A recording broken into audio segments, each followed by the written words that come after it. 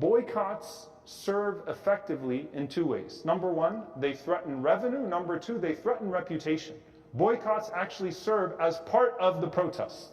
If you read about them at the political level, it brings a meaningful form of rejection that becomes embedded in the consciousness of a people and expressed in the public domain that can also have impact in terms of revenue if it is done right. So it has to be strategic. How do you make boycotts strategic? Well, for one, here's how you make boycotts not strategic at all. You tell someone, you're not allowed to eat this, you're not allowed to drink this, you're not allowed to use this, and someone's like, I don't even know where to get toilet paper from anymore. I don't know how to buy a bottle of water anymore, right? This is too much, and it's just like, I can't do this. And so the way that they become strategic is that it becomes 2 or 3 companies, 2 or 3 things that you boycott at a time.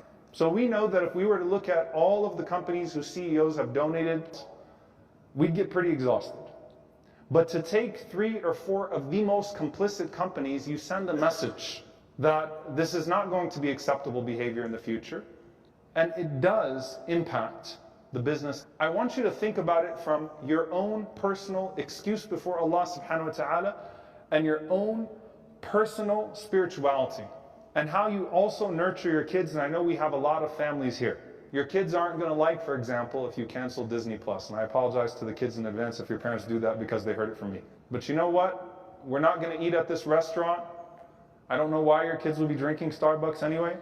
Right? We're not doing Starbucks, we're not doing McDonald's, we're not doing Disney Plus. This is what's being targeted, for example. This is not the official position of, because you know how the laws are coming, for example, right? But we nurture in our families a sense of dignity. Hey, you know what? I know it's inconvenient. I know you don't like it. I know that this means that you're not going to get to enjoy a certain privilege that you used to before. But do you see what's happening? Are you aware of what's happening in the world? Don't you want to have a connection? Don't you want to feel a sense of solidarity? There's a personal level to this. And by the way, that's the type of stuff that builds character. That this company just now is a company that is openly showing its aggression towards our brothers and sisters. We see that aggression. We're disgusted by it. Maybe it's not going to make a huge difference, but let's show our personal connection to this, inshallah ta'ala. What's my role in all of this? What am I uniquely equipped to do? And if all you have is your dua, and all you have is your participation in whatever community actions are called towards, and all you have is that in my house, we're going to be very intentional about what we consume and what we don't consume, and all I have is my neighbors and my little sphere, alhamdulillah, that's your excuse before Allah subhanahu wa ta'ala.